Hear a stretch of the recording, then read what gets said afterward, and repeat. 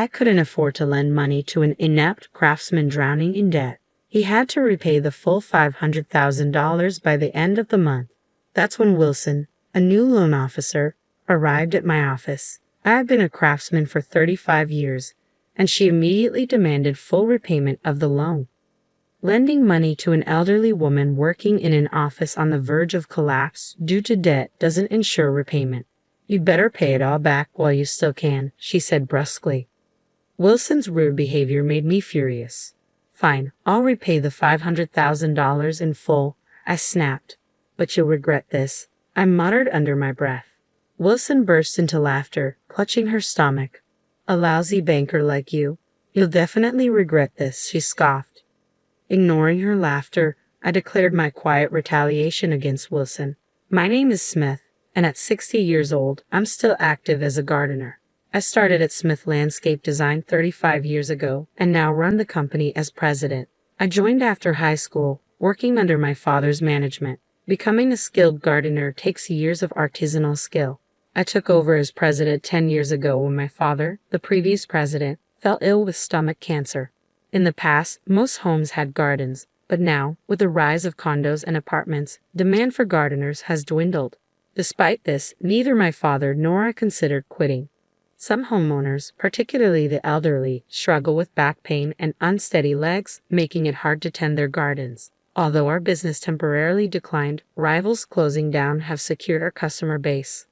I'm determined to continue developing our beloved landscaping company, cherished by the community. Even at 60, I'm still active and plan to stabilize the business so my children can take over confidently one day. Then, one day, a banker named Brown visited my office. Brown had been our loan officer since my father's presidency. I'm sorry to say this on a personal note, but I decided to retire, Brown said politely, introducing Wilson as his successor. Wilson, a young woman in her 20s, greeted me briefly. Despite my greeting, she remained silent, and small talk with Brown filled the air. Wilson later visited our office alone. Hello, I'm Wilson from Trust Bank. My boss asked me to meet our customers, so here I am, she said, catching me off guard with her demeanor, leaving me speechless. I pondered the appropriateness of a client bluntly stating they were visiting because their boss had instructed them to do so. Thank you for taking the time to come here, I said with a forced smile. Wilson's response was a glare of annoyance. What's with that tone? Are you implying I shouldn't have come? She retorted sharply.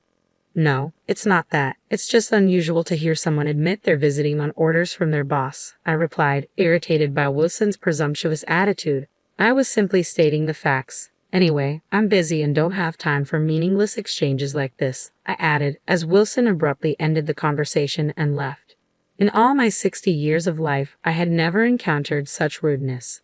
After Wilson departed, I was left momentarily stunned, wondering if it had all been a dream or some sort of illusion. Within a week, Wilson returned to our office. As soon as she arrived, her face flushed with anger, and she started yelling at me.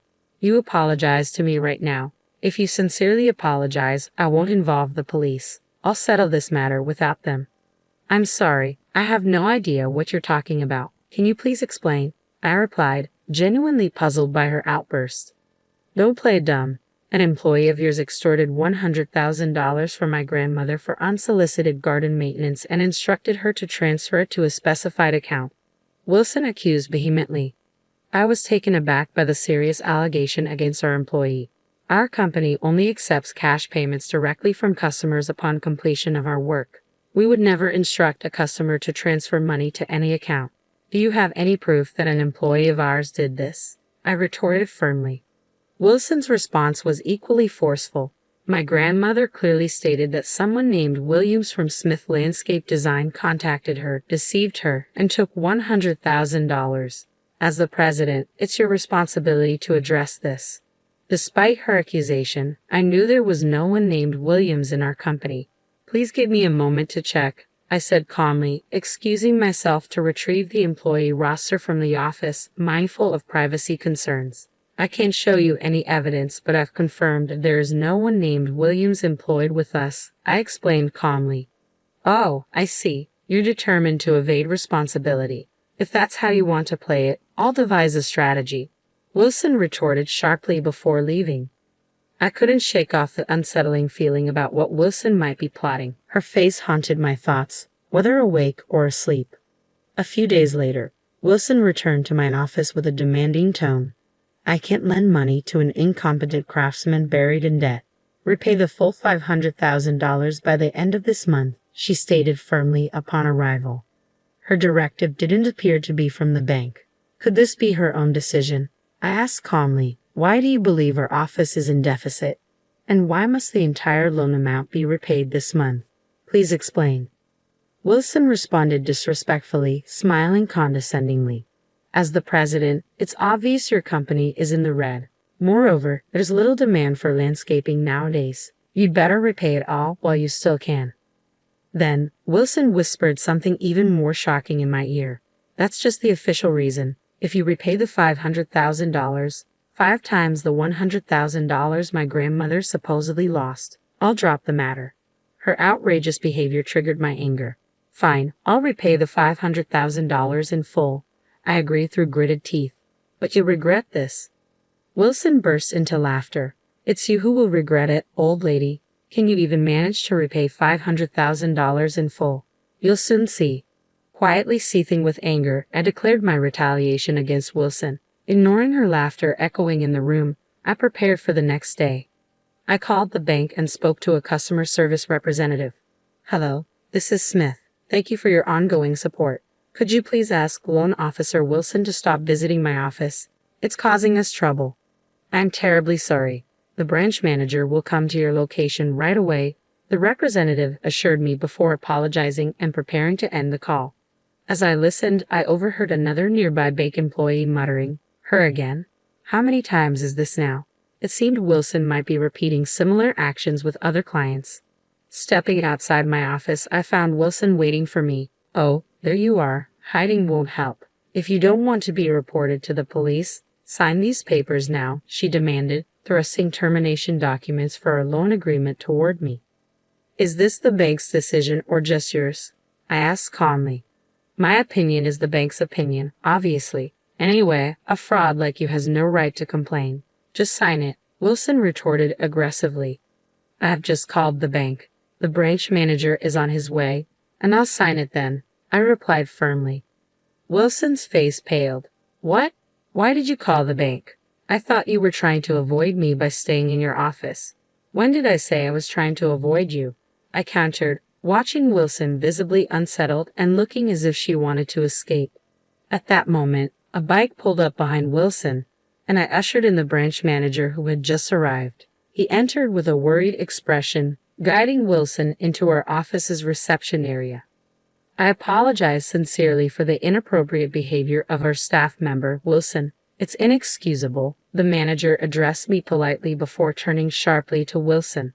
"Why would you treat one of our most valued customers who has always supported our bank like this? But this person is a fraud. She scammed $100,000 from my grandmother." Wilson protested, even as the manager scolded her.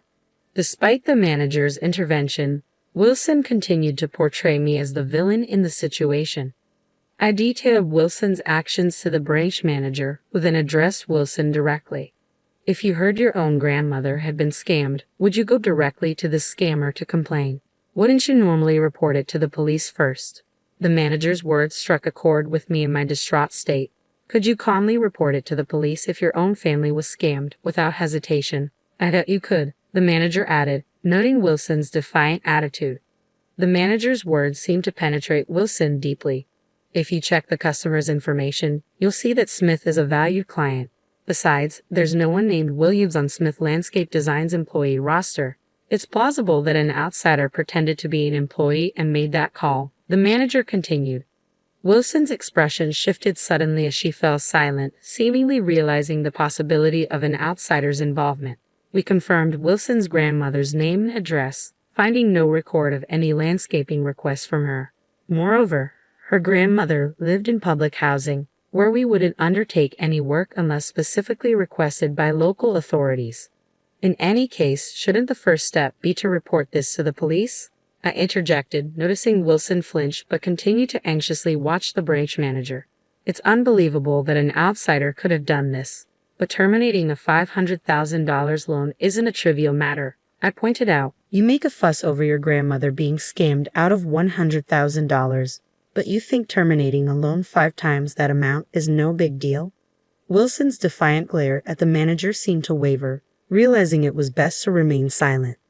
Wilson, despite your education, failing to understand basic principles like consulting with and getting approval from the branch manager before making such decisions disqualifies you from continuing as a banker, the manager stated firmly. We will take strict disciplinary action.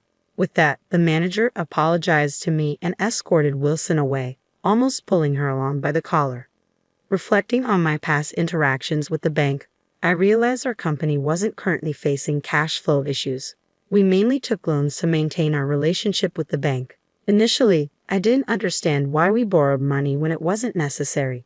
However, my father, who founded Smith Landscape Design, had faced financial crises in the past. Each time, it was the banks we had good relationships with that provided crucial assistance. Banks have lending targets to meet, my father once explained. But when a business struggles and seeks help, banks often hesitate if the outlook is poor.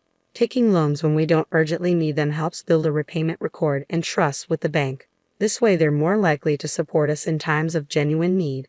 Yet, despite this understanding, I couldn't fathom the recent behavior from Wilson, a novice banker lacking even basic social manners and a branch manager seemingly unable to rein her in. It was evident our trust with the bank was eroding, leaving me uneasy about continuing our financial relationship, let alone receiving loans. After discussing with my family, I made a decision. The next day, I visited Trust Bank to convey it. Having informed them in advance, I was promptly shown to the reception room where both the branch manager and Wilson greeted me politely upon my arrival. Facing their bowed heads, I addressed the issue directly. Regarding the loan, it's fine to terminate it. Fortunately, we haven't utilized it yet, so we will repay it immediately. Upon hearing my words, the branch manager's expression shifted to alarm. Mr. Smith, please don't worry about the loan. We value our long-standing relationship. I hope we can continue working together, he implored. However, my decision was firm. If I hadn't intervened, Wilson would still be coming to my office, hurling insults and rudeness. I can't trust a bank that allows such behavior, I stated regretfully. I'm sorry, but I have to end our relationship.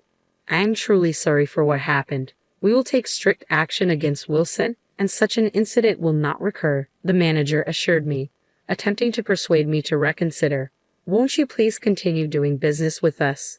No matter what you say, my decision won't change, I replied resolutely, pushing away the branch manager's attempt to persuade me. As he prepared to leave the reception room, the door suddenly burst open, and a visibly distressed bank employee rushed in. Excuse me, I must leave, the manager said abruptly, a look of concern on his face as he exited. A woman's voice followed from outside the room, clearly agitated. When I visited your bank, a banker named Wilson said to me, "We don't lend money to the incompetent." What kind of training do you give your bankers? The manager's reaction confirmed my suspicion that I wasn't the only one affected by Wilson's behavior. He began, trailing off as his gaze shifted toward Wilson, who nervously bit her nails and muttered to herself. Swiftly approaching Wilson, the branch manager declared, "You're fired as of today. Get out of here right now," pointing to the door. Shocked, Wilson's face turned pale as she stared back at the manager. Then, with a sudden change in demeanor, she made a desperate plea. "Please don't fire me, I beg you." Her hollow apology did little to sway the situation. It was fortunate for us that we didn't rely on the loan, but many businesses must have been seriously affected, I remarked quietly, troubled by the thought of Wilson causing turmoil for others. "Do you have any idea how many valued customers we've lost because of you? Your dismissal is the only option," the manager asserted firmly. Their argument seemed endless, but realizing my time was being wasted, I stood up to address Wilson one last time. "Remember when you said I wouldn't regret it? This is the result. It's all you're doing," I stated firmly, watching as Wilson collapsed in despair. Later, the branch manager returned to inform me of Wilson's dismissal, again pleading for another chance. However, despite his apologies, I remained steadfast in my decision. Wilson's outrageous behavior toward customers and the branch manager's failure to address it adequately were clear signs that ending our business relationship was the right choice. As time passed, I noticed a woman who bore a resemblance to Wilson at a construction site, now tanned and sweating as a traffic guard. It was likely her, the former elite banker, reduced to a menial job. Witnessing her in this new role, I hoped it might bring about a change of heart. Meanwhile, our business thrived as we took on landscaping projects for the park that replaced the bank. Seeing our Smith landscape design truck parked during work led to an increase in service requests, including maintenance for shared areas of condominiums and apartment complexes. Adapting to diverse client needs became essential for our continued success as gardeners. I was committed to contributing to our community as a gardener and watching our business grow, thankful to have moved past the challenges posed by Wilson and the bank's upheaval.